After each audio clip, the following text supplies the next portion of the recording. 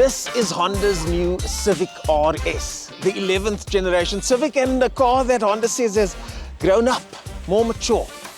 But in a world where most people are leaning towards SUVs, why would one want to launch a sedan anyways?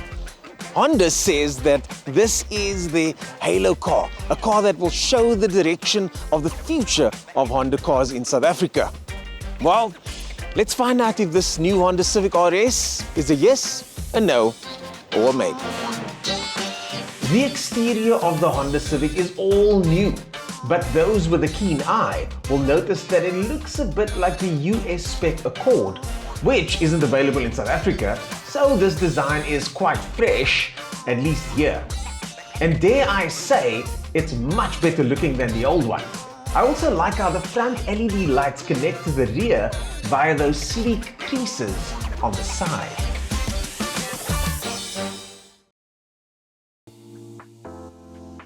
On the inside, this is all very unfamiliar because this is, of course, all new. Starting with this centerpiece over here that separates the dash. I quite like that honeycomb. What I don't like are these knobs over here, which by Honda standards should last forever, but it feels like an RC controller that might break at some stage, but it's a Honda, so it shouldn't. The seats over here have got leather on the outside and suede in the center, which means that you can slide in, and once you're in, the suede keeps you in position. Very clever. These seats also have extra bolstering on the side and red stitching everywhere a la Type R.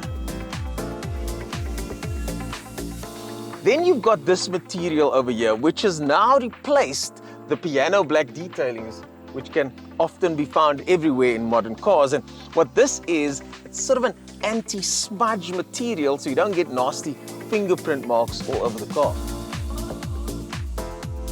These rotary dials feel very, very good. And also, so do these heated seat buttons over here. At the back, I've got decent knee room.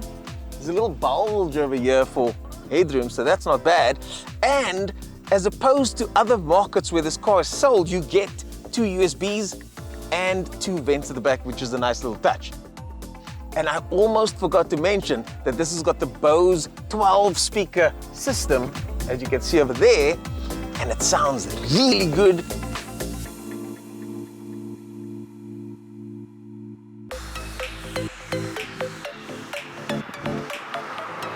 So here I am behind the wheel of the Honda Civic RS, and this is the question that many will be asking.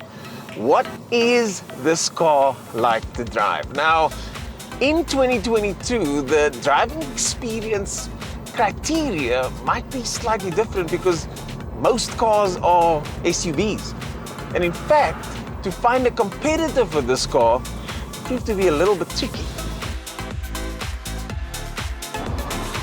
Now, Honda have said that they've spent a lot of time to make the ergonomics of this car good. And you can feel it, you really can. A lot of things fall to hand with immediacy. Even the button for the boot over there is on the side of the door, which means that I can kind of just lean over and reach for it. The volume knob is right here, and all these little tactile things that one would use on the daily commute do really seem to fall to hand. I do also like this 10.2-inch instrument cluster, which is customizable, so you can have the regular sort of round instrument panel, but you can also change it quite easily, actually.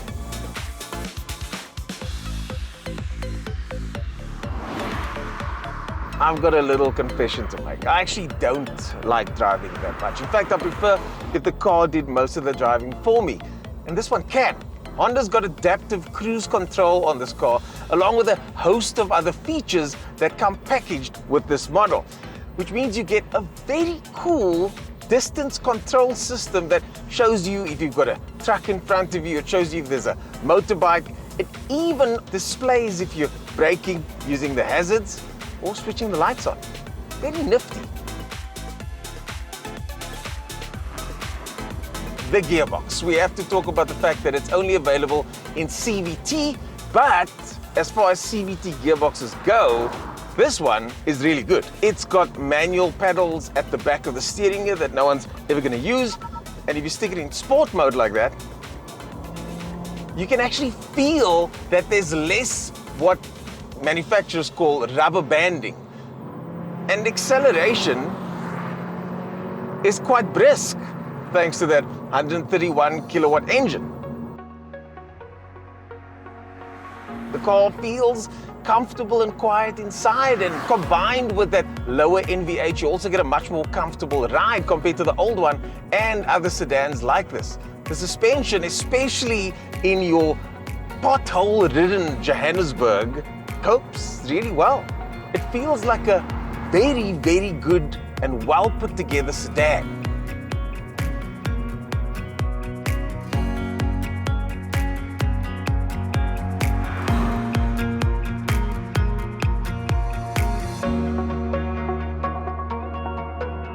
With the compact sedan segment all but gone, the Civic RS lives isolated. But in isolation, it's actually a really, really good car. You could get an entry-level Lexus, you could get an entry-level 3 Series, you could even get an entry-level Audi A3, A4. But it wouldn't quite be as well spec'd as this car over here. For me, I'm gonna wait till next year for the Type R, because if this is this good, the Type R is going to be amazing. But for those of you that aren't willing to live with a manic Civic Type R, this is a hard yes.